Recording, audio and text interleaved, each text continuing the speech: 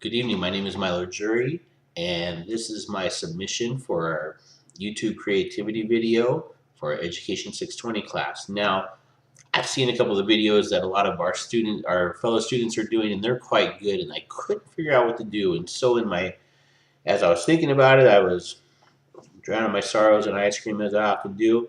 My Ben and Jerry's Cherry Garcia, and I got to thinking about Ben and Jerry's. I said, "Wow, talk about an innovative company." And so I thought about the old days. Excuse me. I thought about the old days of ice cream. My mom would come home with a box or a bucket, and it was always one of the same three or four or five flavors: chocolate, strawberry, vanilla. It was really boring. We didn't get an ice cream truck around our neighborhood much. I lived out in a rural area of the state, but when I saw an ice cream truck, it really wasn't anything more than a popsicle. The real fun time was when you can get a cone at Thrifty's or Baskin Robbins. So there really weren't many choices in the store for ice cream. And then along comes Ben and Jerry's. Ben and Jerry's ice cream. So using their website history page, I'm going to apply just a couple of the discovery skills from the innovator's DNA. I'm not going to do all five. The first one, associated, I think, is a very interesting one. From the beginning, Ben and Jerry's have associated themselves with socially conscious groups and corporate practices. So they refuse to use milk from dairy farmers who use bovine growth hormone. And they set up a foundation way in the beginning. I think in 1985 it said, where they dedicate 7.5% of their pre-tax profits to community organizations in Vermont.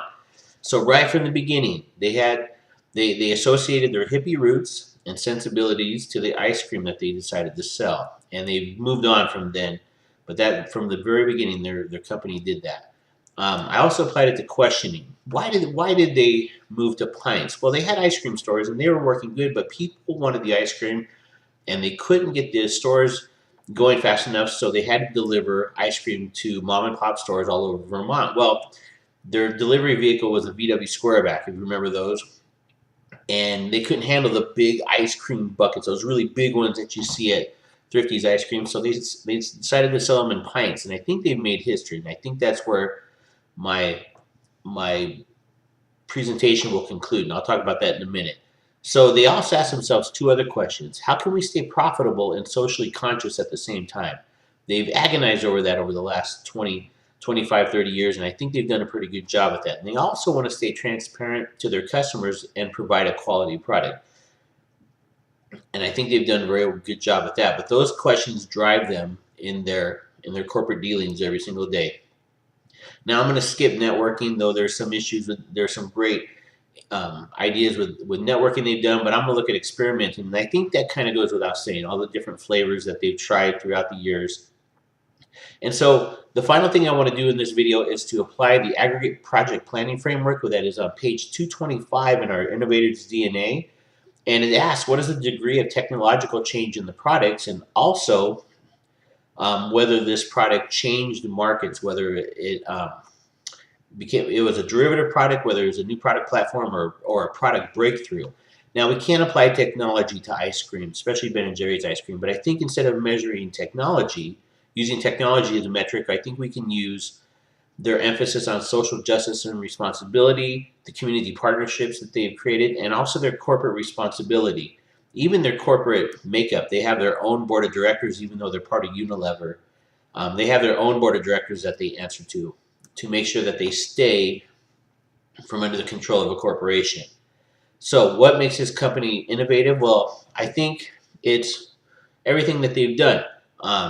They've tried to, much like Starbucks, they've tried to meld together not only a great tasting ice cream, but also the idea that when you eat this, you're being socially conscious as well. It's a statement on morals and values. So I would argue that it isn't a derivative product, although ice cream is ice cream.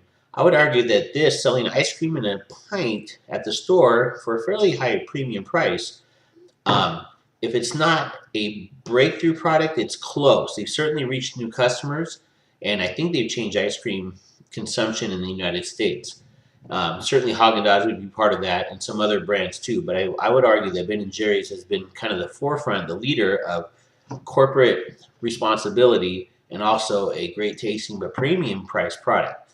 So there you go. Go get some Ben and Jerry's. You'll feel good after you eat it because you helped society. Well, you'll just feel good because it tastes good. Have a good evening.